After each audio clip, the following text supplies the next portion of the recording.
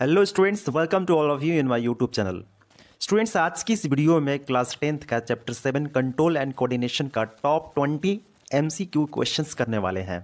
पिछले वीडियोस में हमने कॉन्सेप्ट का बात किया था, तो चलिए शुरू करते हैं आज का ये मज़ेदार वीडियो।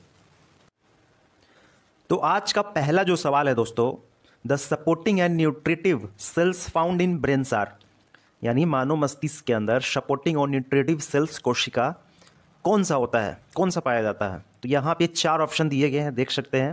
तो यहाँ पे जो सही आंसर होगा फ्रेंड्स, वो क्या होगा, एस्ट्रोसाइट्स होगा। ठीक है, आगे बढ़ते हैं। सेकंड क्वेश्चन की अगर बात की जाए, the cerebrum is located between the cerebrum and the brain stem in the back of the head.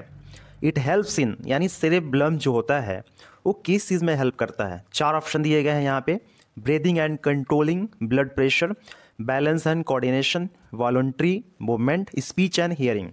तो यहाँ पे सही जो आंसर होगा दोस्तों, ऑप्शन बी हो जाएगा, बैलेंस एंड कोऑर्डिनेशन। ये क्या करता है, हमारे बॉडी को बैलेंस करता है, कंट्रोल करता है। ठीक है,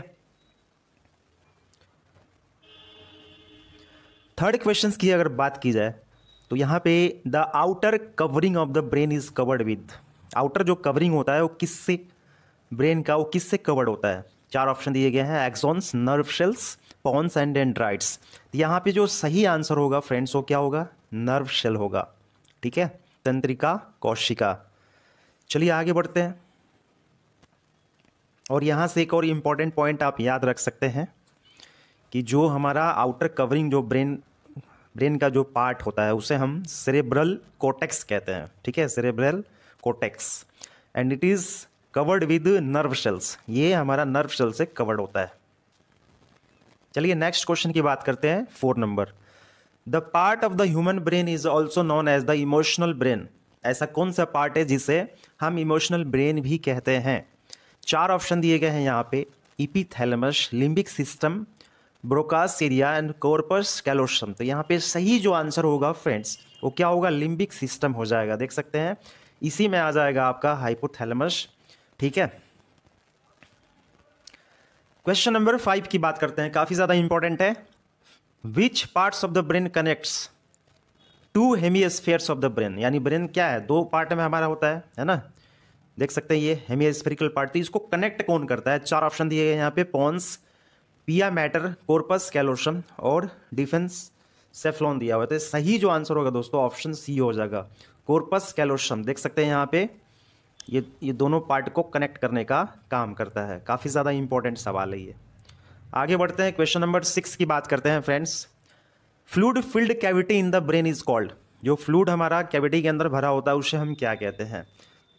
तो 4 ऑप्शन दिए गए हैं यहाँ पर, matter, cavity, meninges and ventricles. तो यहाँ पे सही जो आंसर होगा फ्रेंड्स, वो क्या होगा, वेंट्रिकल्स होगा। ठीक है, और इसके अंदर कौन सा फ्लूइड होता है, CSF फ्लूइड हम लोग कहते हैं, यानी कि सेरेब्रोस्पाइनल फ्लूइड। ठीक है, चलिए 7 नंबर क्वेश्चंस की बात करते हैं। Which part of the brain controls higher mental activities like reasoning. 4 option दिए गए हैं यहाँ पे, temporal lobe, frontal lobe, medulla oblongata and cerebrum. तो यहाँ पे जो सही आंसर होगा फ्रेंड्स, वो क्या होगा, फ्रंटल लोब होगा। काफी ज्यादा इंपॉर्टेंट है। Frontal lobe is a part of the brain that controls important skills in the human. It is the largest of 4 major lobes and it is located at the front of the brain.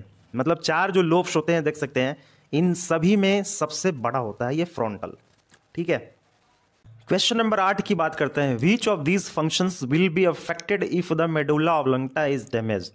4 option दिए गए हैं यहाँ पे, vision, thermoregulation, memory and response when pricked with the needle. तो ये क्या होता है फ्रेंड्स, इसकी अगर बात की जाए तो अगर डैमेज हो जाता है तो बहुत सारे जो फंक्शंस होते हैं इसके, उसमें प्रॉब्लम्स होने लगेगी। ठीक है, तो वैसे कंडीशन में सेंस करने के लिए उसके फिजिकली, मतलब उसके बॉडी में टच करते हैं तब उसको फील होता है। जैसे नीडल से उसको टच करेंगे तब रिस्पॉन्स होगा, इसे हम टैक्टाइल सेंसेशन कहते हैं। ठीक है, आगे बढ़ते हैं। क्वेश्चन नंबर 9 की अगर बात की जाए, the highest coordinating centre in the human body. इंसान के शरीर में सबसे बड़ा कोऑर्डिनेटिंग सेंटर हमारा क्या है। तो वो सही आंसर क्या हो जाएगा दोस्तों, ये हो जाएगा अपना ब्रेन। ठीक है, 10 नंबर क्वेश्चंस की बात करते हैं। The main function of cerebrum is, cerebrum का जो मेन फंक्शन होता है वो क्या होता है? 4 ऑप्शन दिए हुए हैं, thinking, hearing, memory and balancing. तो इसका जो सही जो आंसर होगा दोस्तों वो क्या हो जाएगा? थिंकिंग हो जाएगा। ठीक है, और सेरेब्रम जो होता है हमारा वो लार्जेस्ट पार्ट होता है हमारे ब्रेन का, देख सकते हैं सबसे बड़ा हिस्सा ये होता है। ठीक है ना, ध्यान रखना है। चलिए आगे बात करते हैं 11 नंबर क्वेश्चंस की। Posture and balance of the body is controlled by, 4 option दिए गए हैं, pons, medulla oblongata, cerebrum and cerebrum. तो यहाँ पे सही जो आंसर होगा हमारे यहाँ पे बैलेंसिंग के लिए जो हमारा काम करता है वो सेरेब्रम होता है स्टूडेंट्स। ऑप्शन नंबर सी हो जाएगा, सी इज द राइट आंसर। देख सकते हैं यहाँ पे, ठीक है, यहाँ पे इसका ये दिया हुआ है, दिस इज ओके। तो आगे बढ़ते हैं। 12 नंबर की अगर बात की जाए तो breathing is controlled by which part of the brain, सांस लेने का जो प्रक्रिया है वो किससे कंट्रोल होता है? काफ़ी ज़्यादा इंपॉर्टेंट पॉइंट है ये, और सवाल बन जाता है यहाँ से, कई बार पूछे जाते हैं। इसका सही जो आंसर होगा वो क्या होगा? मेडुला ऑब्लिंगेटा, यानी ऑप्शन डी हो जाएगा यहाँ पे सही आंसर। ठीक है, देख सकते हैं यहाँ पे प्रेजेंट है ये, ठीक है, और यहीं से स्पाइनल कोड हमारा जनरेट होता है। ठीक है, 13 नंबर सवाल की अगर बात की जाए, विच part of the nervous system controls the reflex activities of the body. तो यहाँ पे 4 ऑप्शन दिए गए हैं, brain, spinal cord, cerebrum, cerebellum. ठीक है, तो यहाँ पे जो सही आंसर होगा फ्रेंड्स वो हमारा क्या हो जाएगा? स्पाइनल कोड हो जाएगा। पिक्चर में आप देख सकते हैं यहाँ पे। ठीक है, तो जितने भी रिफ्लेक्स एक्टिविटीज होते हैं वो स्पाइनल कोड के द्वारा क्या होता है? कंट्रोल होता है। ठीक है, आगे बढ़ते हैं।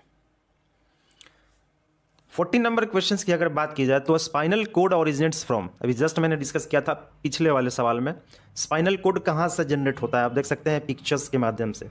तो ये जनरेट होता है स्टूडेंट्स मेडुला से। ठीक है, मेडुला से। ओके, आगे बढ़ते हैं।